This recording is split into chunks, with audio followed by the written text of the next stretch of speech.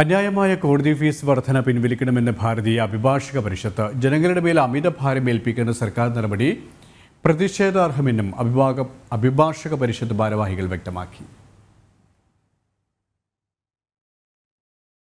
വരുമാന വർധനവിന് വേണ്ടി കോടതിയുടെയും ജനങ്ങളുടെയും പുറത്ത് അമിതഭാരം ചുമത്തുവാനുള്ള ബജറ്റ് നിർദ്ദേശം പിൻവലിക്കണമെന്നാവശ്യപ്പെട്ടാണ് ഭാരതീയ അഭിഭാഷക പരിഷത്ത് രംഗത്തെത്തിയത്. കുടുംബ കോടതി ഫീസ് വർധന സ്ത്രീ സമൂഹത്തിന് ഇരുട്ടടിയാണെന്നും അഭിഭാഷക പരിഷത്ത് വ്യക്തമാക്കുന്നു. 2024 കേരള ബജറ്റിൽ കോർട്ട് ഫീസ് കുത്തനെ ഉയർത്തുവാനുള്ള തീരുമാനം അഭിഭാഷക പരിഷത്ത് ശക്തമായി എതിർക്കുന്നു.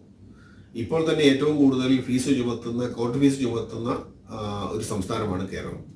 കുടുംബ കോടതി ഫീസ് കുത്തനെ ഉയർത്തുവാനുള്ള തീരുമാനവും എതിർക്കപ്പെടേണ്ടതാണ്.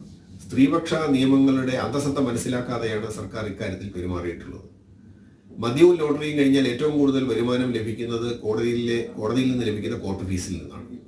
അതേസമയം കേരളത്തിലെ കോടതികളുടെ അടിസ്ഥാന സൗകര്യങ്ങൾ വർദ്ധിപ്പിക്കുവാൻ വേണ്ടിയിട്ട് ഈ കിട്ടുന്ന പണത്തിന്റെ തുച്ഛമായ ഒരു ശതമാനം പോലും കേരള സർക്കാർ വിനിയോഗിക്കുന്നില്ല. കുടുംബ കോടതികളിൽ വസ്തു സംബന്ധമായ കേസുകൾ ഫയൽ ചെയ്യുന്നതിന് നിലവിൽ 50 രൂപയാണ് ഫീസ്. ഇത് പരമാവധി 2 ലക്ഷം രൂപ വരെ ഈടാക്കാവുന്ന വിധമാണ് വർദ്ധിപ്പിച്ചിട്ടുള്ളത്. ചെക്ക് കേസ് ഫയൽ ചെയ്യാൻ നിലവിൽ ഈടാക്കുന്നത് 10 രൂപയാണ്. എന്നാൽ ഇത്തവണത്തെ ബജറ്റിൽ ഇത് പരമാവധി 3 ലക്ഷം രൂപയാക്കി.